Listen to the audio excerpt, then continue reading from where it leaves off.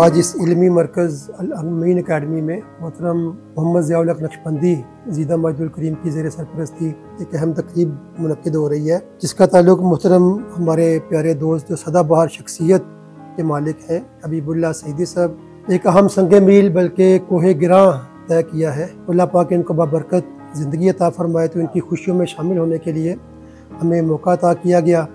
अल्लाह ताला हमारा मिल बैठना अपनी जनाब में कबूल मंजूर फरमाए और तमाम चेहरों को ऐसे ही मुस्कुराता रखे, दिलों को ज़िंदा रखे और खुशियों में शामिल होने की तौफीक अता फरमाए। और इसके साथ साथ मोहतरम ज़िया उल हक नक्शबंदी साहब के साहिबजादे मोहतरम अब्दुल्ला साहब को आइंदा ज़िंदगी में ऐसे हादसात से हिफाजत अता फरमाए और जो तकलीफ़ लाहिक हुई उस पर सब्र की तौफीक अता फरमाए।